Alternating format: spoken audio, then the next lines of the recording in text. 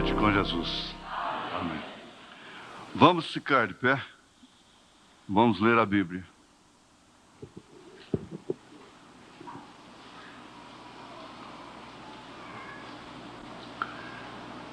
Eu vou ler Isaías 53, de 1 a 7. Eu estava me ajudando aí, agora diminuiu. Aí. Quem deu crédito à nossa pregação? E a quem se manifestou o braço do Senhor? Porque foi subindo como renovo perante ele, e como raiz de uma terra seca. Não tinha parecer nem formosura. E olhando nós para ele, nenhuma beleza víamos para que o desejássemos.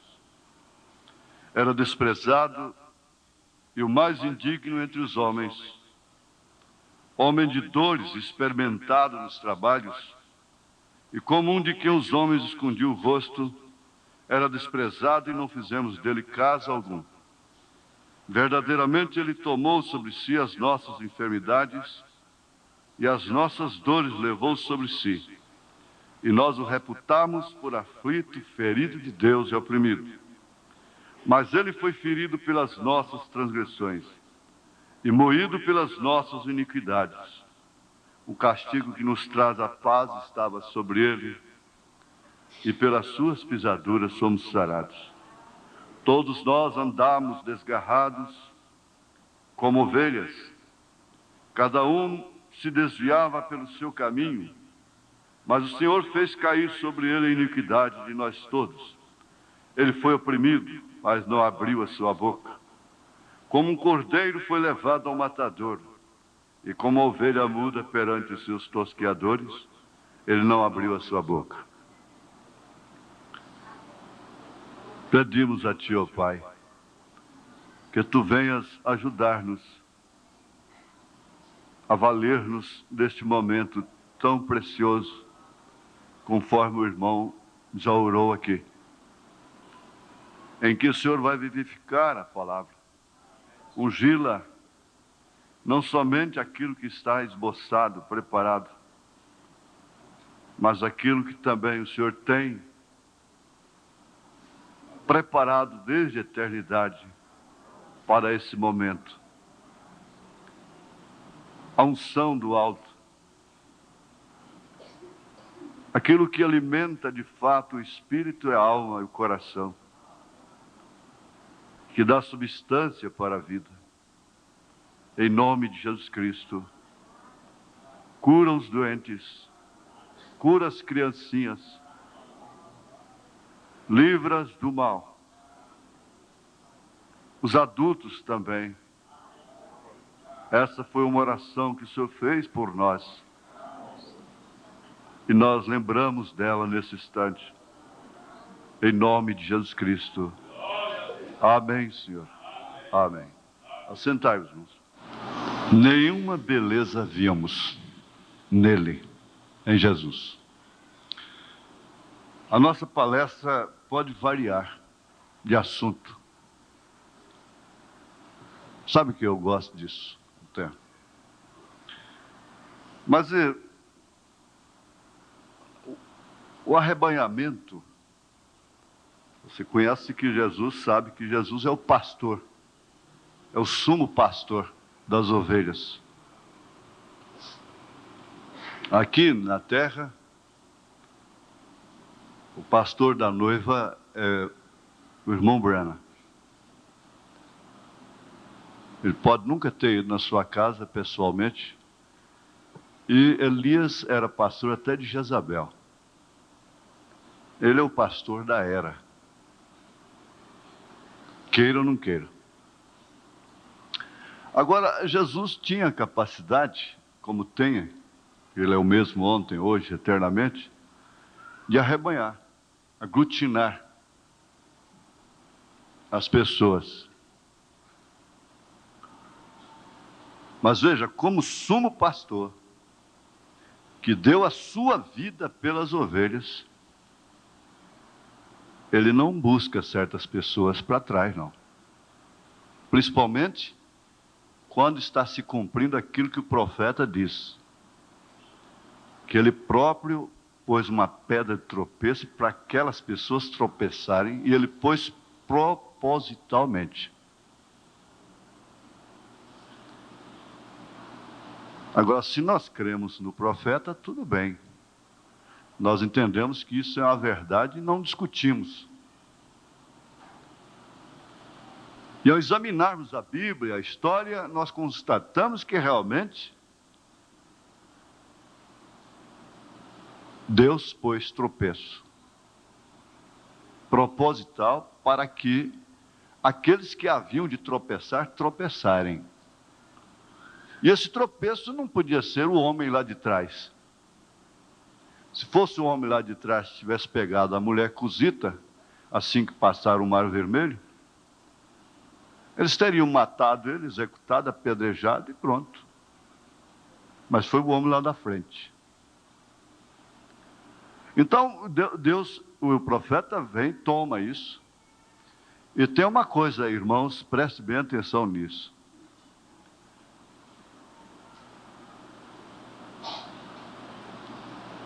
Davi lutou com o urso pela ovelha. Lutou com o leão pela ovelha. E conseguiu resgatá-las, não é?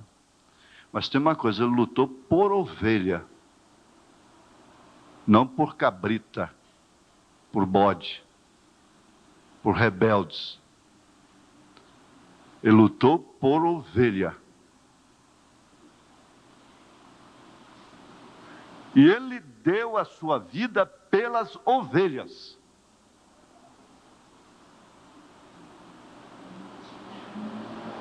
Por isso que o profeta diz: olha, você não fale mais de 2 vezes e deixa que se vá. Porque, na verdade, a ovelha, ela não é rebelde. Ela aceita o caminho espinhoso, o caminho, o corredor do matador, como ovelha. E é justamente ela que expressa um quadro horrendo, um quadro feio, para explicar melhor, lá no Éden, que foi o culto de Abel. Enquanto que o culto de Caim não tinha ovelha nele. Era bonito, era belo.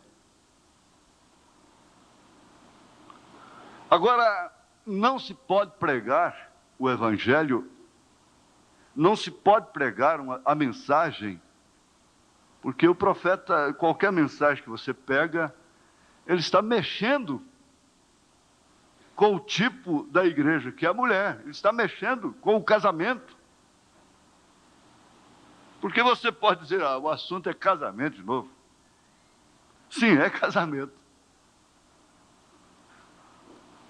Porque ele está falando do que mais devemos esperar agora. O casamento está falando daquilo que nós mais devemos esperar. Que as bodas do Cordeiro, bodas, quer dizer, casamento. O casamento do Cordeiro de Deus com sua esposa eleita. Então esse assunto nunca pode ser super enfatizado, porque ele está inclusive ligado à revelação. E sem dúvida alguma, é um assunto que envolve toda a razão de ser do homem e da mulher, toda a razão de ser da família, do ser humano. Então é por isso que o profeta não pregou uma mensagem sem citar mulher, sem lembrar de Jezabel, sem falar em Abraão. Por quê? Olha, Abraão, nunca se deveu falar e pensar tanto em Abraão como se deve pensar agora. Não é invocar o espírito de Abraão, Mas Abraão encabeça essa nuvem aqui, ó. Tanto que os céus, a estação dos salvos, foi prefigurada na Bíblia como seio de Abraão. Seio é ambiente dele, casa dele. Portanto, nós também, pois que estamos rodeados de uma tão grande nuvem de testemunhas. E Abraão encabeça essa nuvem de testemunhas. Você sabia que nós nunca estamos sozinhos? Você pensa assim, eu estou sozinho. Às vezes, quando você está sozinho, é que você está mais acompanhada. Porque às vezes é quando nós estamos só, é que nós entramos mais no Espírito de Deus, e com isso entramos na atmosfera dessa grande nuvem de testemunhas. Ora, isso é coisa para se raciocinar, guardar e aplicar. É um direito que nos assiste.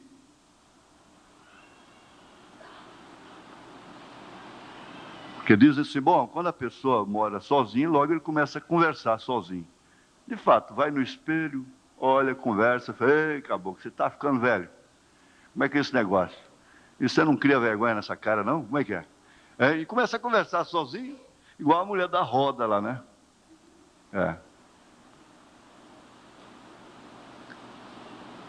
Mas nós nunca estamos sozinhos. Eu me lembro de uma experiência muito profunda com minha mãe. Estávamos, eu, minha irmã e ela, no culto doméstico da noite. Lamparina acesa. E tinha na comunhão uma bica, né? A calha que descia. E de repente, parece que despejaram um saco de chumbo lá em cima na comunhão. Aquilo foi rolando. E parece que ia cair lá embaixo, não caiu. Aquele barulhão na bica. Se eu já ouvi uma coisa sobrenatural, foi aquilo. Agora eu estava junto dela. Ela com a Bíblia aberta. Ela apenas levantou os olhos para cima e disse, aqui não é seu lugar. Aqui está ocupado. E continuou o culto. Simplesmente. É por isso que quando eu estava com medo, eu dizia, mamãe, eu posso ir para lá? Mamãe, eu posso ir? Mamãe, eu posso ir. Ele não tinha dormido. Rebuçava a cabeça, suando. Mamãe, eu posso ir, mamãe. Vem. Batia na cama lá, ia dormindo, descansado. Mas eu percebi, sabe o que acontece? O seguinte, é que essa auréola, se pode chamar assim, a acompanhava. A gente sentia que havia uma força maior que rodeava aquela mulher. Tinha sim. E eu percebo ela em volta de muitas pessoas aqui.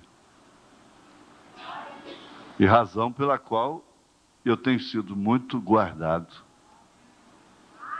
Porque vocês formam uma mãe de virtude.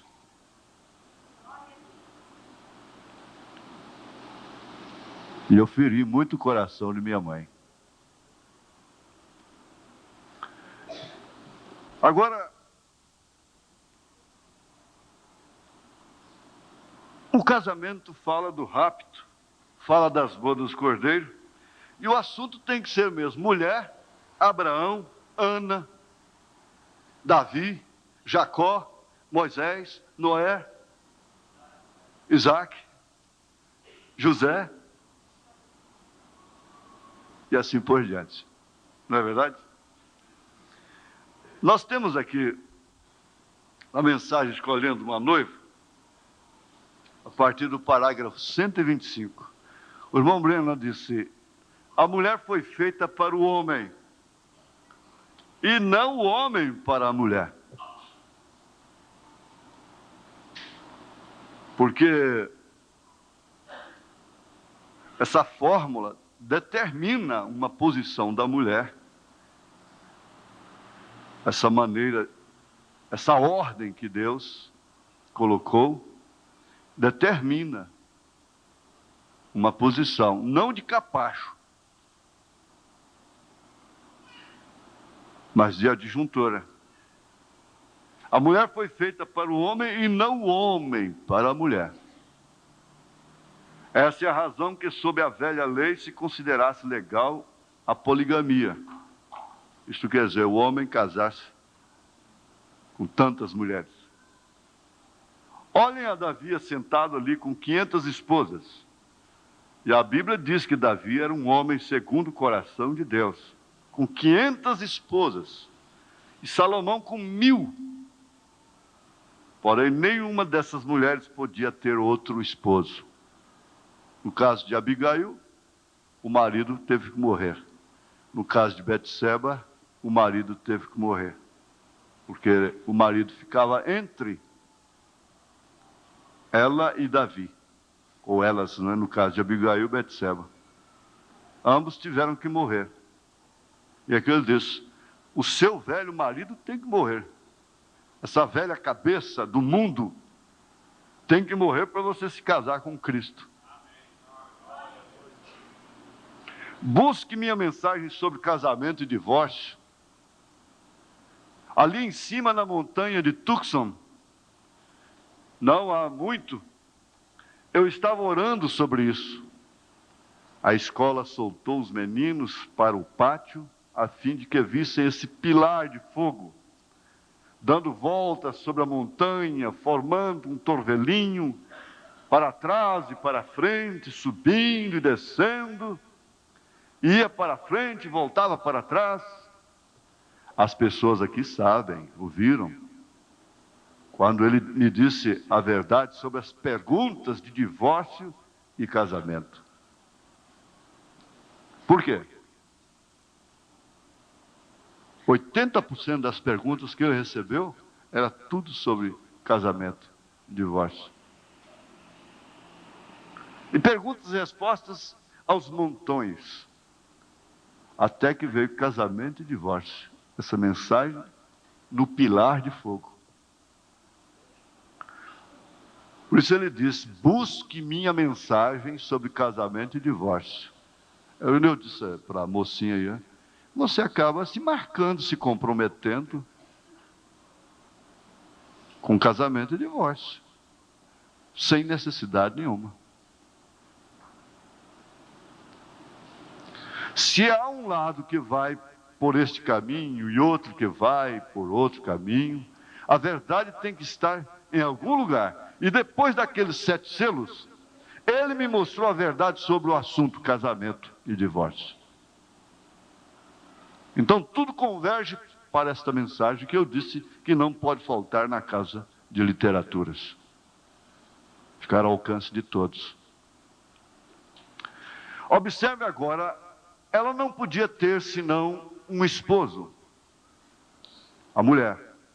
Porque a mulher foi feita para o homem e não o homem para a mulher. E vocês não sabem que essa é uma das razões também de haver muito mais mulher do que homem. Aquelas 500 esposas de Davi eram sua esposa. Foi um tipo. Quando Cristo se assentar no trono no milênio, sua noiva não será uma pessoa, porém serão dezenas de milhares. A noiva, todos em uma. E Davi tinha muitas esposas individuais, porém todas elas juntas formavam sua esposa. Todas elas juntas formavam um corpo, como sua esposa. Isso é como o corpo completo de crentes a noiva de Cristo, porque ela era a mulher e ele era o homem. Nós fomos feitos para Cristo e Cristo não foi feito para nós.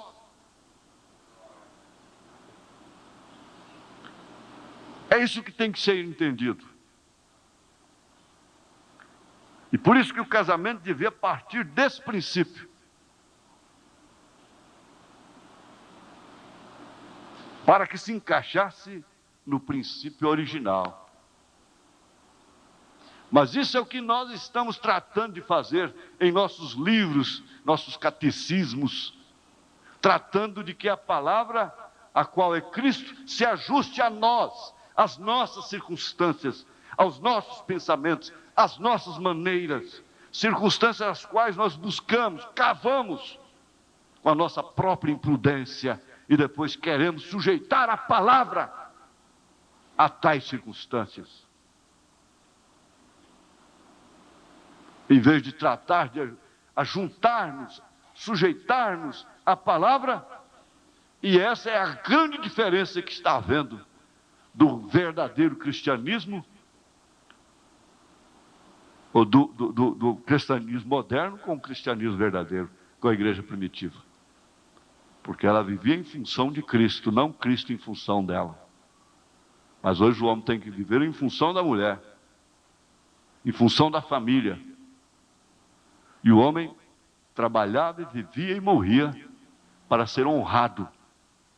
A função do homem, ele trabalhava pela honra. E o maior atributo, a maior recompensa que ele recebia era ser honrado até a morte. Quando isso não acontece, ele não é honrado, porque ele vive em função de. Agora, Cristo não aceita isso, por isso ele a chama de meretriz, ele a repudia lá em Apocalipse. Nós aceitamos, nós nos encurvamos, o mundo se encurvou, o homem agachou. Não dobrando a cerviz para Deus, dobra para a mulher.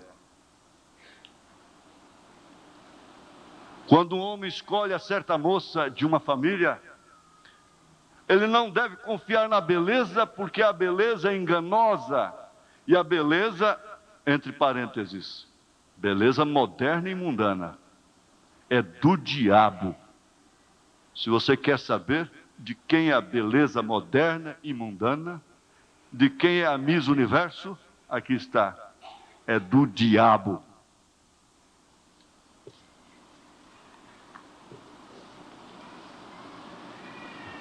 Ouvi alguém por aí que disse: tem cuidado aqui, pregador. Eu digo que todas estas coisas aqui na terra que chamam belas, são absolutamente do diabo. Como está em alto a meretriz, tão suja quanto as paredes do inferno.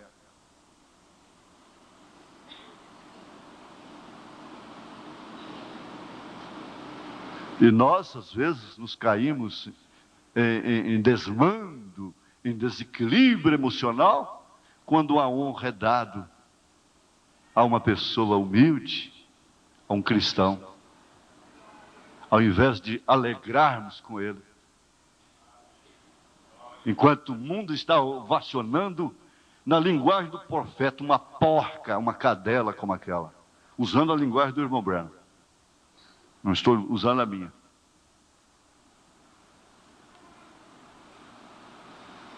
O mundo lhes considera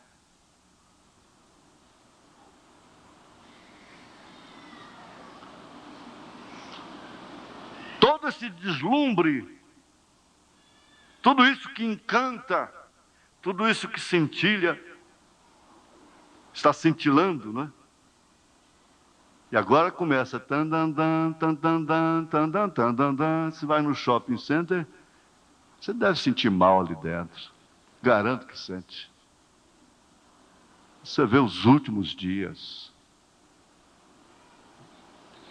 Um cristão que entra num lugar desse e não percebe a hora, que a hora está à porta.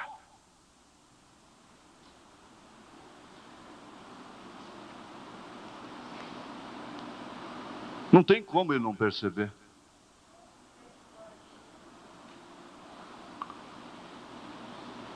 Irmãos, eu estou correndo um risco muito grande. Mas eu não vou me acovardar, não. Enquanto eu puder falar, eu vou falar isso. Isso aqui. Eu sei que eu estou cutucando o leão com a vara curta, como dizem. Mas esse eu ponho entre aspas, não é?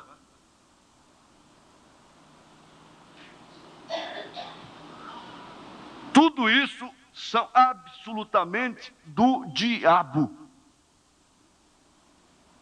O diabo nunca foi feio.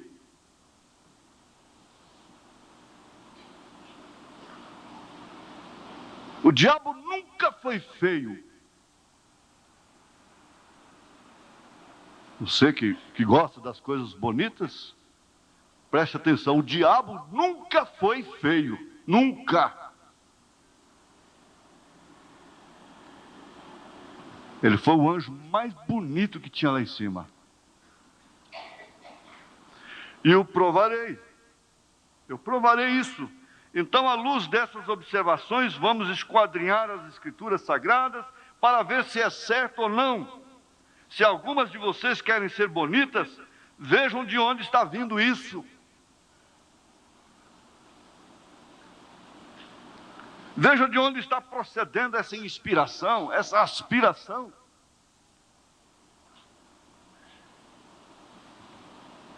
Encontramos que no princípio Satanás era tão formoso que chegou a enganar anjos.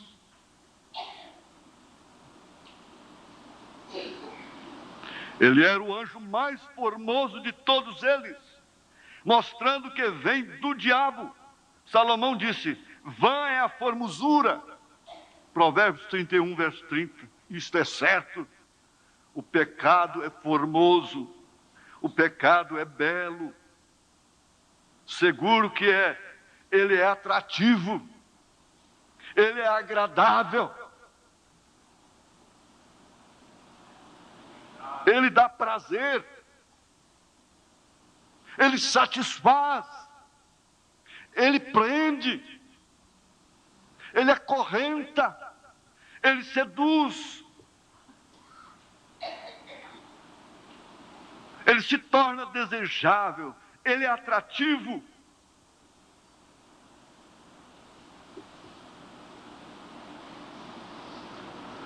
Quisera perguntar-lhes e dizer-lhes algo aqui a vocês, e quero que considerem alguns minutos, de todas as espécies do mundo, pássaros e animais. Encontramos isso na vida animal. Todos, exceto a raça humana, o macho é mais formoso que a fêmea. Por que isso? Observe o gamo, aquele grande veado. O formoso e grande gamo, com seus belos chifres, e veja a fêmea. Ele é imperioso, ele se distingue. Olha a galinha, a pequena galinha, e o formoso, grande e bem plumado galo. Olha a vaca ali, e olha aquele grande touro. Não há nada, não há fêmea além da mulher que possa ser imoral. Você chama a uma cachorra imoral, você chama uma porca suja, porém, quanto à moral, elas têm mais moral que a metade das estrelas de cinema de Hollywood, ali fora. Esses animais não podem ser imorais. Deus não lhes pedirá conta de nada. Foi a mulher a única que foi trocada para a perversão. Isso é correto. Vejam onde a beleza a leva. Vocês vão ter que ter paciência comigo.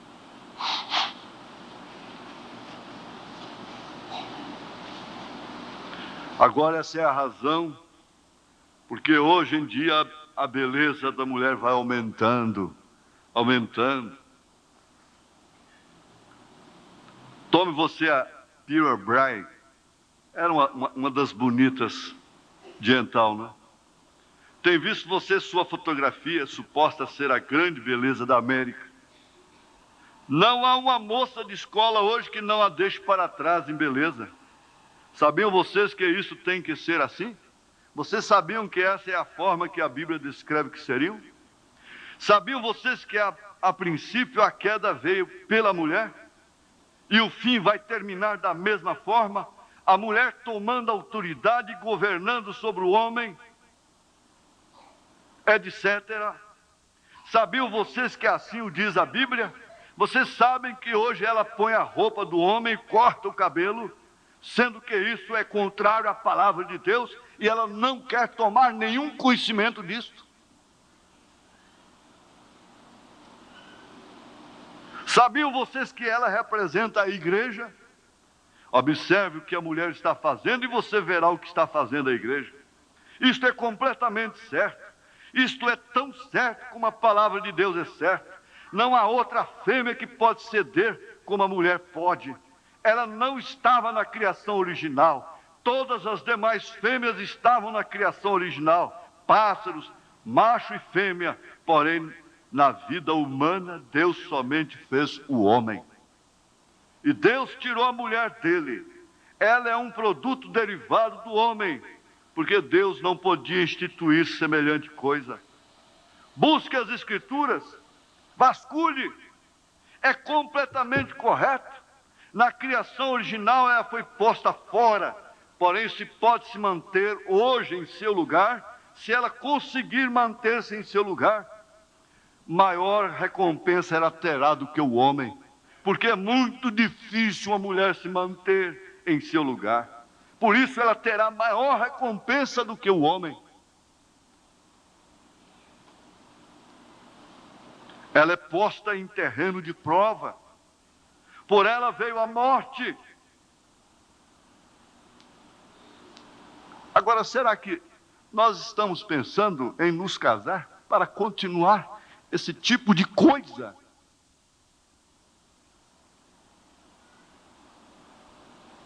Continuar esse tipo de coisa?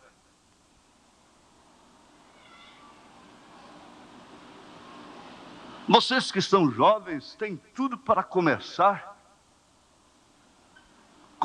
começando de novo.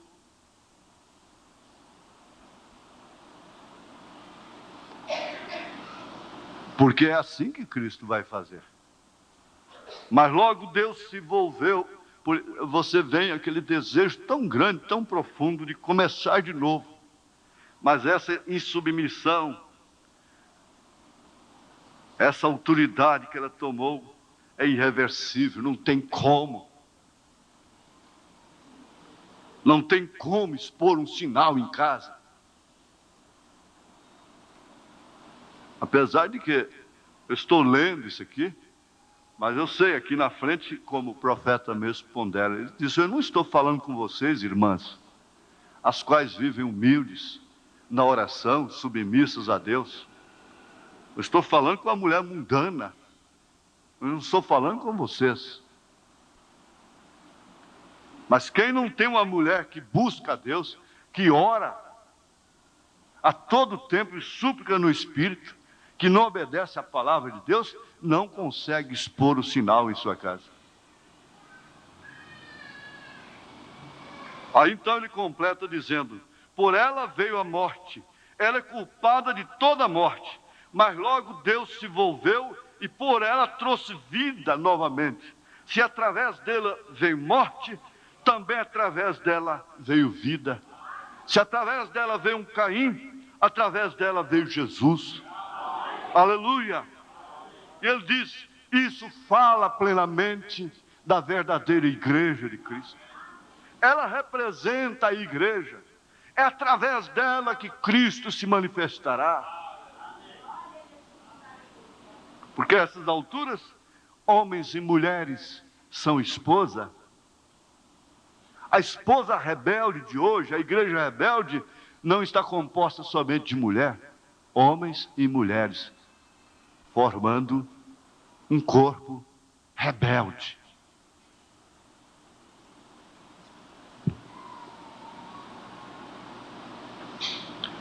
Através dela, ele trouxe o seu filho para pisar, esmagar a cabeça da serpente.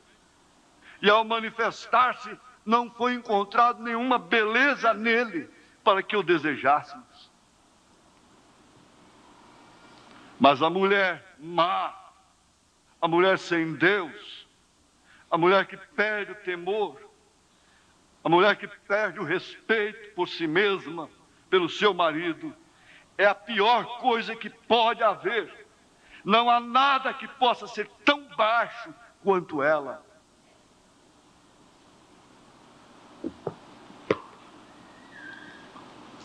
Duas estradas, ouvimos hoje no rádio. Você tem que decidir qual das duas você vai viajar. Agora, voltando de uma maneira especial para quem porventura nos visita, você vai ter que escolher, decidir, deixar-se envolver pelo aparentemente mais feio, menos desejável, porque o caminho para o céu não é desejável, não é atrativo. Não vimos nele beleza alguma para que o desejássemos.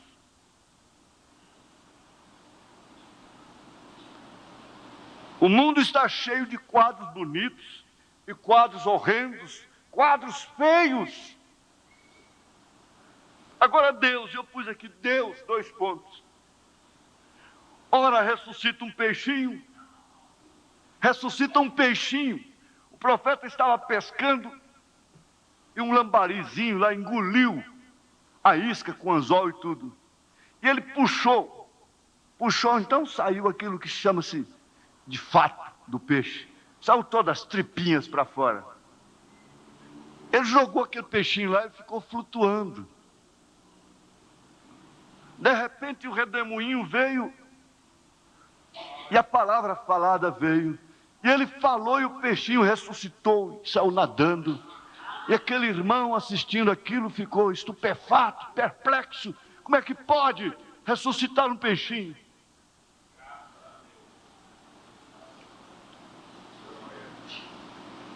Que quadro tão importante. Parece que Deus estava escrevendo uma poesia e que não podia dispensar tal vírgula. A vírgula de um poema, a ressurreição de um peixinho, dando tom numa frase, numa sentença, dando significado. De repente, lá está sua mulher morta, no necrotério, nova, precisando estar ao seu lado, morta, congelada lá no gelo, morta, e sua filha morrendo ali. Que quadros, que paradoxos. Para que ressuscitar um peixinho? E por que não dar vida para essa mulher que você precisa dela?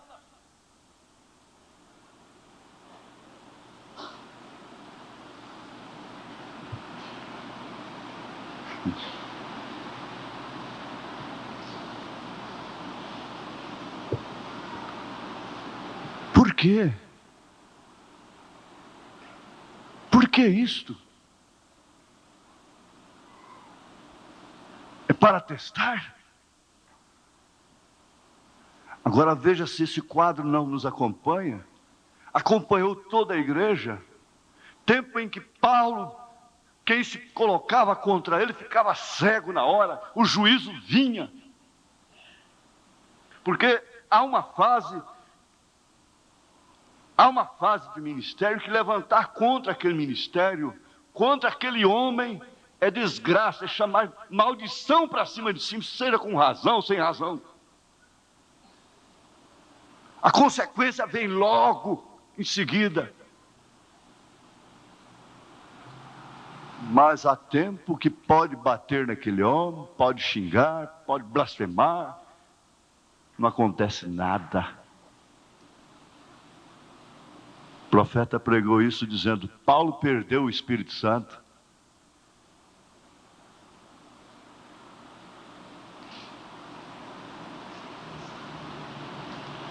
Paulo perdeu o Espírito Santo por quê? Antes um homem mexia com ele e ficava cego. Agora podem bater nele, fazer o que quiser, não acontece nada. O que é isso? Por quê? Porque ontem um anjo entra na cadeia e sacode a Pedro, que ia morrer no outro dia, e abre os portões de ferro. Dá um entorpecente para os guardas, e eles caem num profundo sono, e tiram Pedro da cadeia. E no outro dia, esse Pedro não tem chance nenhuma mais. É um jogo? É uma brincadeira? Não, simplesmente é um curso para cumprir o seu ministério. Tudo tem um princípio, tudo tem uma sequência, tudo tem um fim, tem uma conclusão. Aquele velho homem com mangueiras no nariz, lá na UTI, pode lembrar de momentos extravagantes na sua vida, de prazeres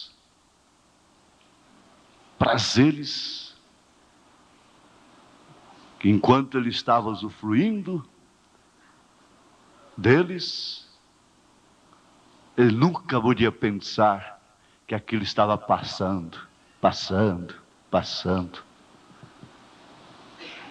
Os quadros bonitos estão passando. Logo veio da realidade, o fato, o grande fato de encarar a doença, a morte, a velhice, a sepultura.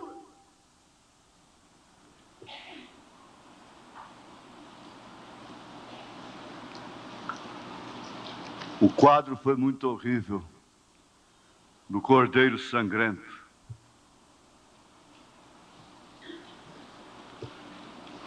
Mas tem uma coisa, eu estava observando isso, meditando. Gente, até lembrei de minha mãe de novo. Quando lá em Brasília houve um milagre tremendo para me encontrar naquele dia. Eu estaria longe.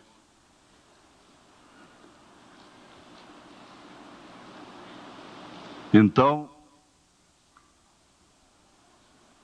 enquanto um dos mensageiros, eram dois, um caminhão do órgão,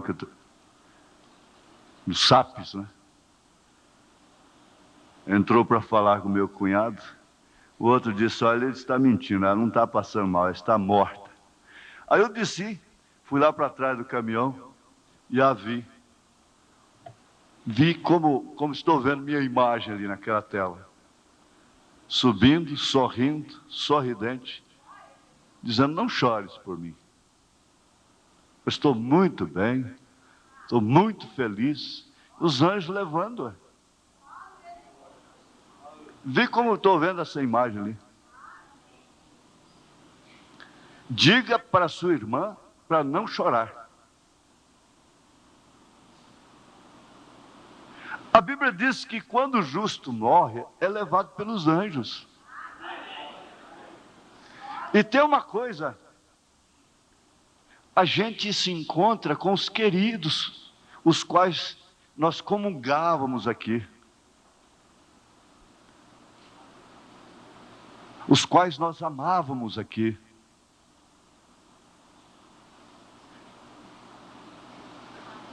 Com os quais nós tínhamos a mesma fé, a mesma esperança, esperávamos a mesma coisa. Então, assim que se fecha os olhos aqui, deixa um quadro horrível aqui, de putrefação, de bichos comendo a carne. Depois de 72 horas, quando vem a morte orgânica mesmo, dos tecidos, das células, e entra em estado de putrefação, aquele quadro mais horrível, pinta a boca dela naquela hora, pinta suas unhas naquela hora, vê se pode fabricar uma atração naquilo.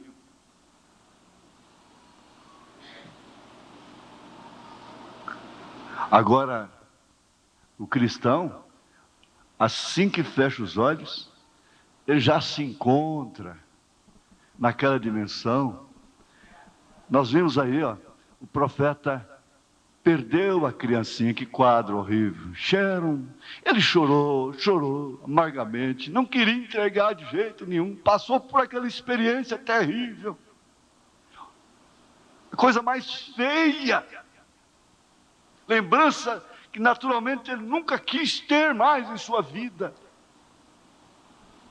E o diabo tentando, esse Deus não te ouve, ele cura os outros através de sua oração, mas você mesmo, por você mesmo, ele não faz nada. Mas de repente ele chega lá, vê uma moça tão linda, mas tão linda, loira, correndo, papai, papai, papai. Ele disse, mas eu nunca tive uma moça assim, uma filha moça. A minha Sharon morreu, a criancinha. Sou eu, papai, sou eu a Sharon.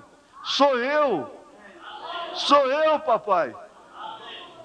Lá ele encontrou a sua esposa, Hope, muito mais viva do que quando estava aqui, na formosura eterna, até a cadeira de descanso estava lá com ela.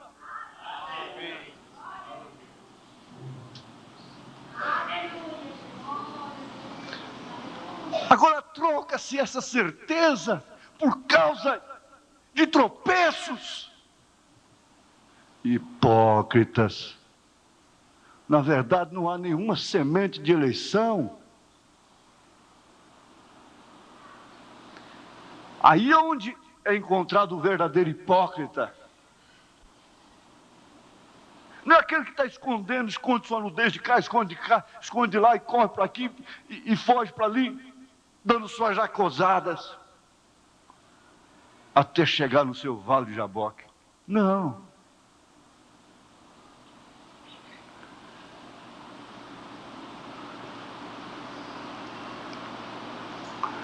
Você tem que entender que você não é criança na fé.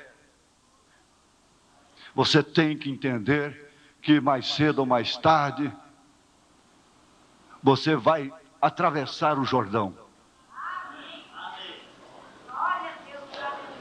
E que você tem que deparar-se ao outro lado. Não com conspiradores, com críticos de fronteiras da igreja, mas encontrar com aqueles que foram vencedores.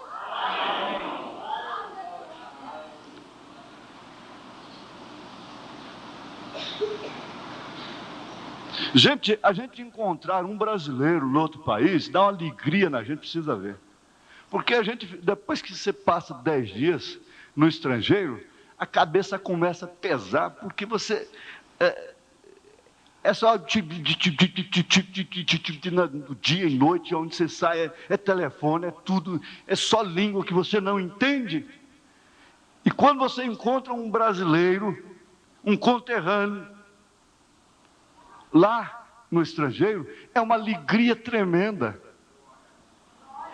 Lá desaparece até a posição social.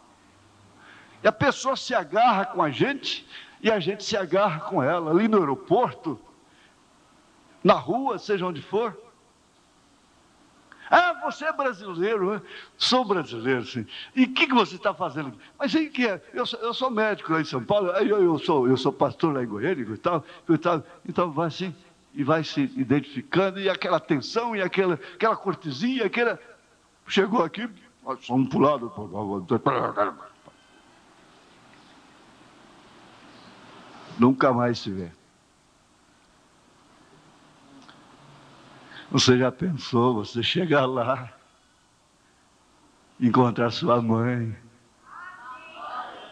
encontrar seu marido, encontrar seu filho, seu pai, encontrar o profeta de Deus.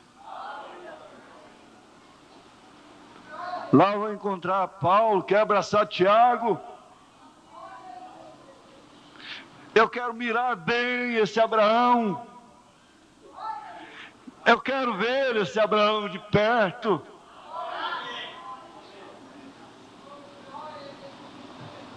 Essa é a beleza de Deus. Essa é a formosura de Deus. Aleluia. Glória a Deus. Ah, irmãos, o tempo já se foi. Nós estamos aqui sujeitos ao tempo. Vamos inclinar nossas cabeças.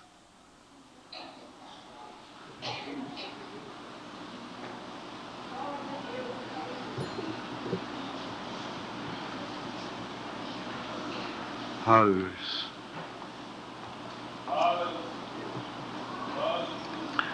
Junto ao trono de Deus preparado,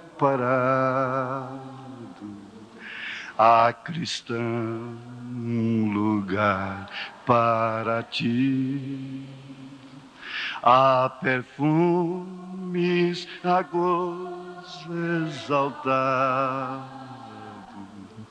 há delícias profusas ali. Sim, ali,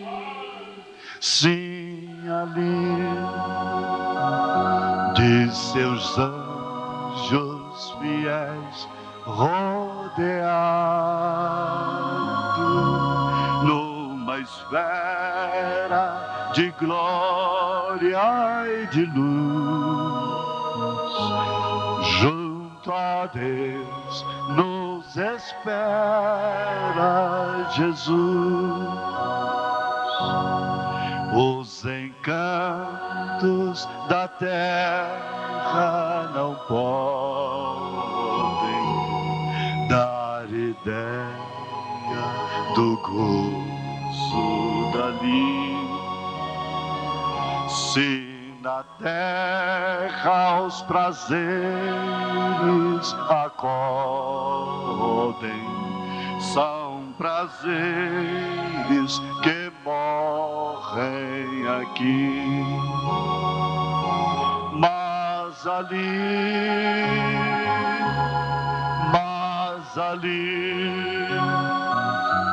as venturas eternas concorrem na existência perpétua da luz, a tornar-te feliz com Jesus. Conservemos em nossa lembrança. Vem à frente você que quer se entregar hoje. Você que quer se entregar, entrar nessas fileiras. Venha para frente. Guardemos conosco a esperança. Pode vir. De uma vida vida melhor, mais feliz. Pois ali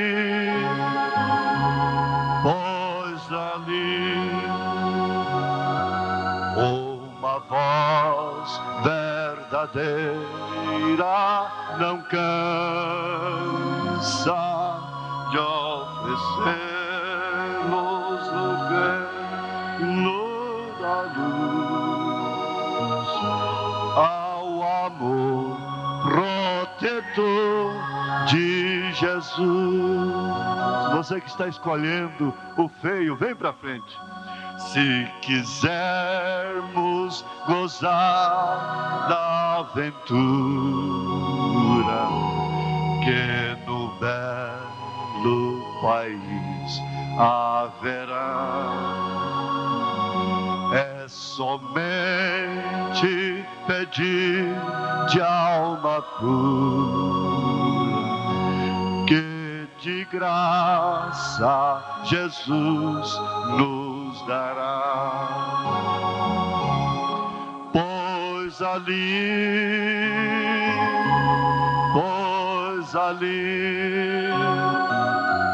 todo cheio de amor, de ternura,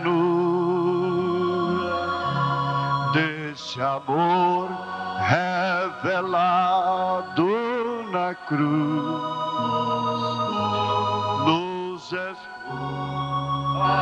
nos ouve Jesus.